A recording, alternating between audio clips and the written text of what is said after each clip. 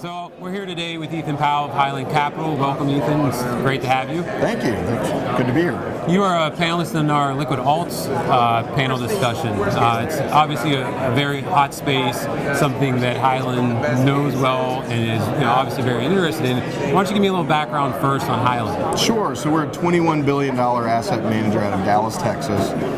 We've been doing hedge fund strategies in a mutual fund or registered fund wrapper since 2004. So we've been doing sort of liquid alts for over a decade, before they were called liquid alternatives, frankly. And we manage on the registered fund side, closed-end funds, open-ended funds, ETFs, and non-traded products. So we really run the gamut, not just ETFs, although we think that's a really big growth opportunity for us going forward. So then you know the space very well. You've been in it for probably one of the older shops that have been in this space that we now call liquid alts.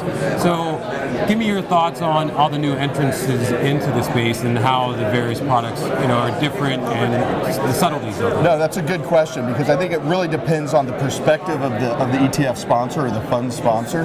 I think what you see a lot of these days are traditional long-only shops going into liquid alternatives, more so because they're looking for margin expansion, right? They're managing a 20 basis point, 50 basis point long-only fund that frankly is probably underperforming their respective indices, looking to differentiate their product lineup and view alternatives as a way to do that. The other entrants are largely traditional hedge fund players, such as ourselves, that are realizing a little bit of margin compression from a traditional 2 and 20 structure, which is fine because there's a certain amount of appetite for more liquid, more scalable alternative strategies that make sense. But in some cases, like private equity, distressed debt in some cases, really don't make sense in a more liquid registered funds wrapper. But we spend a lot of time evaluating our investment acumen and our expertise and how we can best deliver that to the investing public.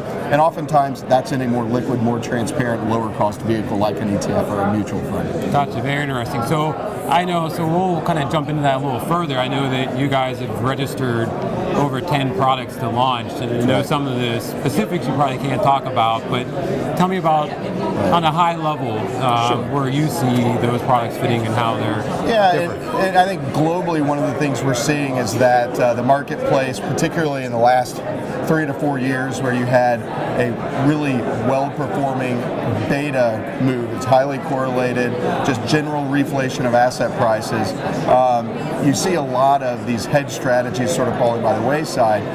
And so what we're really looking to do with our ETF lineup is provide some of that hedged element, but be more tactical, varying your net exposure through the use of sort of best ideas from the hedge fund community. So we're partnering with one of the, I would say, best respected alternative index providers in the marketplace to develop a product that pulls from the collective investment thesis of the hedge fund world and puts it into a more liquid wrapper. So just think of it as a true data replication strategy for the hedge fund market to provide a good investable bogey for the hedge fund community. Interesting. It's very interesting because, as you kind of alluded to, as the market just continues to go up, the cost of hedging actually increases because people start wanting to get out of that space. That's right. They're following the cheap beta. So to kind of reduce that drag, you're tactically managing your exposure. And it's unfortunate because I think the investor base is really conditioned to benchmark their portfolio against the S&P 500, right? Which has been a very difficult benchmark, particularly in the hedge fund space, over the last several years. And unfortunately, they're typically solving yesterday's problem.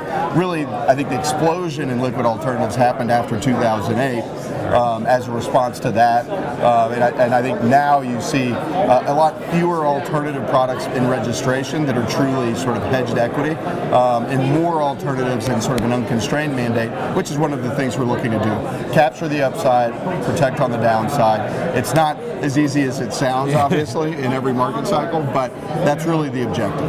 Well, fantastic, Ryan. We really appreciate you coming to the panel, and hope you enjoyed the event, and thanks a lot. Thank you, Chris. Pleasure.